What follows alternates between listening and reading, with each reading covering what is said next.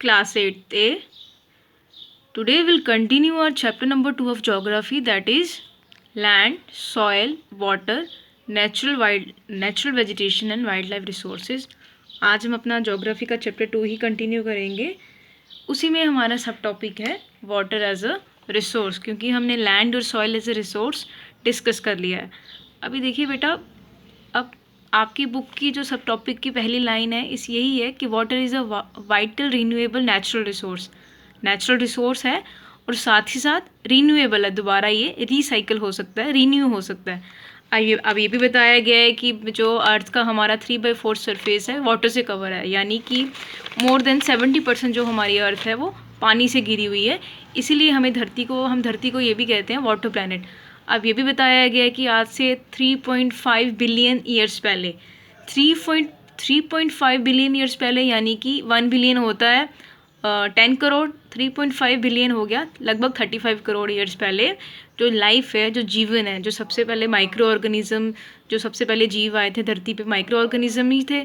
जो सबसे पहले धरती में जीवन की जो शुरुआत हुई थी वो पानी में ही, ओशन महासागर में हुई थी. अभी भी आज की बात करें तो अभी भी ओशन जो है, हमारी जो वाटर है हमारी धरती का कितना पार्ट कवर करते हैं, पानी जो है हमारी धरती का 2/3 सरफेस जो है कवर करता है. यानी कि मोर देन 70% हमारी जो धरती है वो पानी से घिरी हुई है. और इसमें हमें काफ़ी वैरायटी ऑफ प्लांट और एनिमल लाइफ भी देखने को मिलेगी.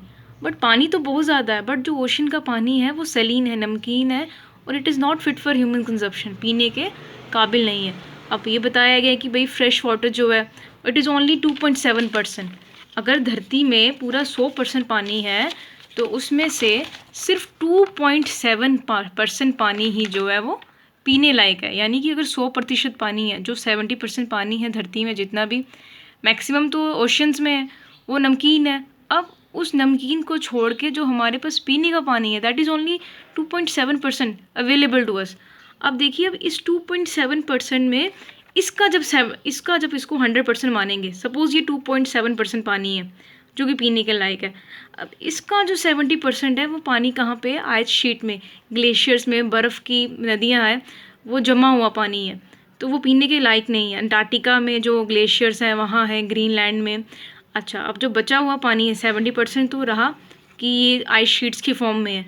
और ये जो 30% पानी है यानी कि 30% को आप ऐसा मान के चलिए कि 2.7% पानी ये ले लिया, इसका आधे से ज़्यादा प्रतिशत पानी जो है वो आइस शीट में जमा हुआ है. अब जो बचा कुचा पानी रह गया हमारे पास दैट इज़ ओनली 1%.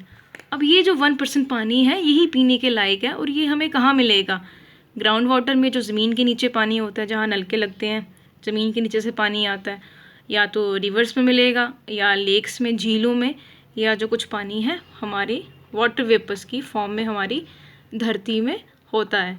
अब सिमिलरली इसका आगे ये बताया गया है कि जो सबसे मूल्य धरोहर है हमारी धरती में अभी आज के समय में दैट इज़ फ्रेश वाटर, जो पीने के काबिल पानी है. अब आप 5th क्लास से पढ़ते आ रहे हैं कि पानी को जैसे ना तो बढ़ाया जा सकता है ना घटाया जा सकता है. इसका जो वॉल्यूम होता है वो सेम रहता है, जैसे कि आपने वाटर साइकिल में पढ़ा था, 6 में भी पढ़ा होगा, आगे भी पढ़ेंगे कि जैसे ही समुंदर से या बाकी सोर्सेज से इवेपोरेशन होगी, देन कंडेंसेशन होगी, प्रेसिपिटेशन होगी, फिर दोबारा से ग्राउंड वाटर पानी जो बारिश का पानी है या तो ज़मीन में चला जाएगा या तो समुंदर, नदियों, नालों में. तो इसी प्रोसेस को वाटर साइकिल कहते हैं कि पानी का जो अमाउंट है वो ना घटता है ना बढ़ता है. बट एज ऑफ नाउ, आजकल की बात करें तो पानी की क्या हो रहा है, वेस्टेज हो रही है. We are not conserving water as a precious source. अब देखिए, पानी जो है हमारे हाउस होल्ड में काम ही नहीं आता, बाकी सारी चीज़ों में भी जगहों में भी काम आएगा. जैसे एग्रीकल्चर में आ जाएगा, इंडस्ट्रीज़ में काम आएगा, इलेक्ट्रिसिटी जनरेट करने में काम आएगा.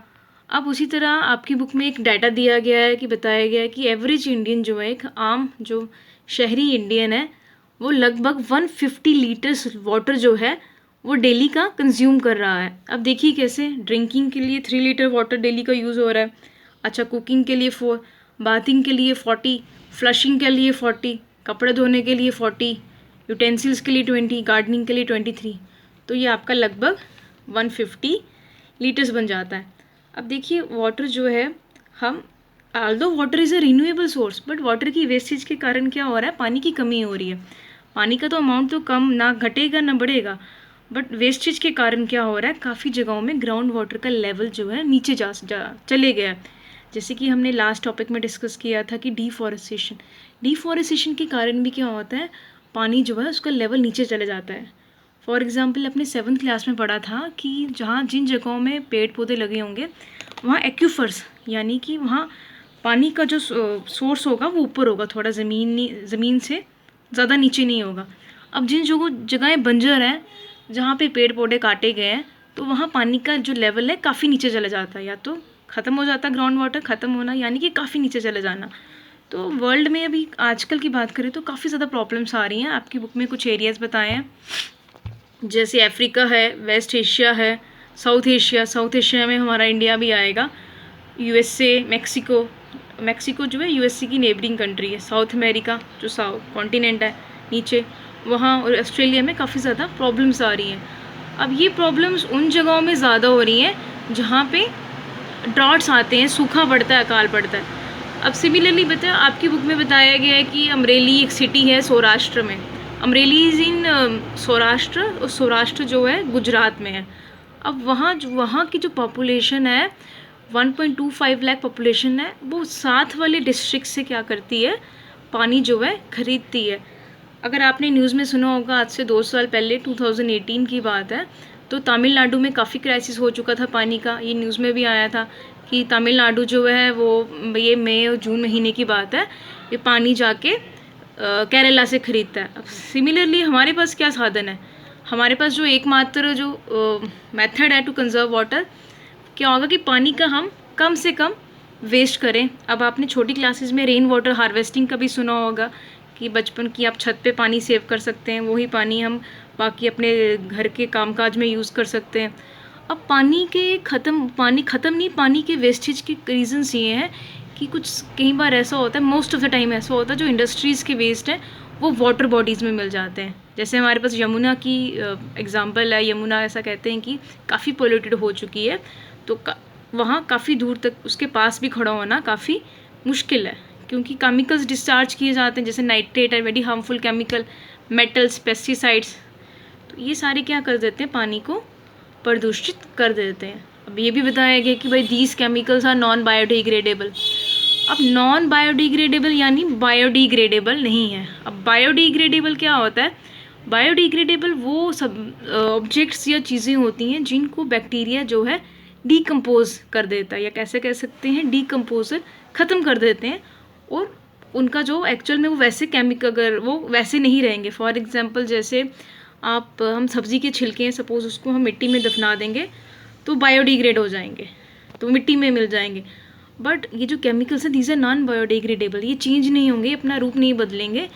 तो सिमिलरली क्या होता है, ये जो फैक्ट्रीज़ का वेस्ट होता है, ये जो नालियों में जाता है, नालियों से नदियों में जाएगा, नदियों से फिर ये समुंदर में जाएगा, फिर वही समुंदर से ये एक्चुअल में फूड चेन के थ्रू हमारी ह्यूमन बॉडीज़ में एंटर कर जाता है, और हमारे लिए फिर प्रॉब्लम्स क्रिएट कर देता है। अब ये एक और तरीका बताया है कि वाटर को हम कैसे सेव कर सकते हैं, कि जंगल लगाए जाएं, वेजिटेशन कवर को बढ़ाया जाए, उस कारण जो है पानी की जो वेस्टेज को रोका जा सकता है। सिमिलरली एग्रीकल्चर, जब खेती बाड़ी करें तो स्प्रिंकलर का इस्तेमाल करें। आप स्प्रिंकलर क्या होता है, जैसे आपको फोटोग्राफ से, डायग्राम से पता चल रहा है कि हल्की सी स्प्रिंकल बूंदाबांदी की फॉर्म में जो है इरिगेट किया जाए, सिंचाई की जाए खेतों की।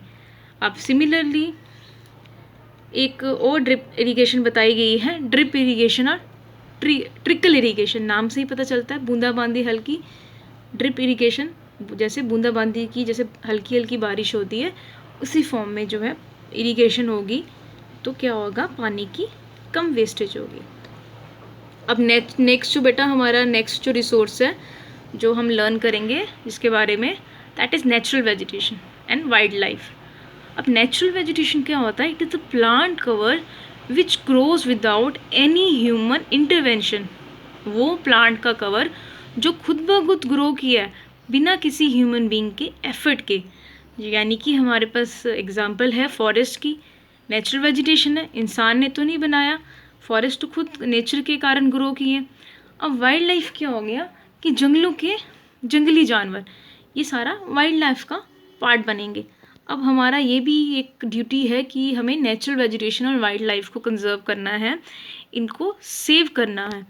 अब जैसे कि आपने देखा होगा, एग्जीबिशन में जाते होंगे आजकल जूट के आर्टिकल्स वहाँ मिलते हैं हमें, जूट से बने हुए। सिमिलरली बैम्बूज के फर्नीचर मिलता है, या फिर केन हो गया, जैसे शुगर केन जो आपका गन्ना है, गन्ने का भी जो है उसको लकड़ी को फर्नीचर कह सकते हैं, हाँ, हल्क फर्नीचर के तौर पे इस्तेमाल किया जाता है।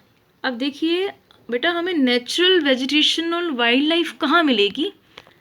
बायोस्फीयर में। अब देखिए बायोस्फीयर क्या होता है, आपने 7th में पढ़ा था कि लिथोस्फीयर, ये जो हमारी धरती होती है, धरती की टॉप लेयर।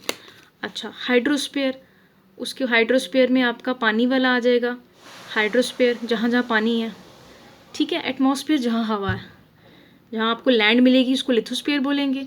पानी जहाँ मिलेगा हाइड्रोस्फीयर। एटमॉस्फेयर में जहाँ हवा होगी, एटमॉस्फेयर में सारी गैसेस जो होंगी। अब बायोस्फीयर क्या होती है? इन तीनों को मिला के जहाँ लाइफ होगी, बायो मीन्स लाइफ ना, इन तीनों को मिला के, क्योंकि ये तीनों जोन आपस में मिलती हैं, ज़मीन और पानी और हवा, यहाँ जिस जगह ये तीनों आपस में मिलती हैं, जैसे अभी हम रह रहे हैं, we are living in a biosphere, क्योंकि लाइफ यहाँ एग्जिस्ट कर रही है। तो जहाँ बायोस्फीयर होगी वहीं नेचुरल वेजिटेशन होगी और वाइल्ड लाइफ होगी। और ये लाइफ एक्चुअल में कैसे आती है, कैसे एग्जिस्ट करती है, जीवन कैसे आता है? क्योंकि जो एक जीव है वो दूसरे जीव पे निर्भर है। इस लाइफ सपोर्टिंग सिस्टम को हम कहते हैं ecosystem. That is why vegetation and wild life they are called as valuable resources, क्योंकि हम सारे एक दूसरे पे डिपेंडेंट हैं। अकेले तो सर्वाइव करना मुश्किल हो जाएगा। अब देखिए प्लांट बताया गया, लकड़ी देता है हमें, एनिमल्स को शेल्टर, ऑक्सीजन, सॉइल को बचाते हैं, सॉइल इरोजन होने से क्रॉप्स ग्रो करने में मदद करते हैं, शेल्टर बेल्ट्स जो कि हमने लास्ट क्लास में डिस्कस किया था। अच्छा, अंडरग्राउंड पानी स्टोर करने में हेल्प करते हैं। काफ़ी सारे there are number of uses of plants, fruits, nuts. Latex जो होता है, जैसे लेटेक्स एक्चुअल में क्या होता है, एक मिल्की सा जो होता है फ्लूइड होता है जो बाद में रबर बनाने के काम आता है। टर्पेंटाइन ऑयल, गम, प्लांट मेडिसिनल प्लांट्स। तो बेटा आज की क्लास में हम इतना डिस्कस करेंगे। Wild life we will be discussing in next class. Thank you class.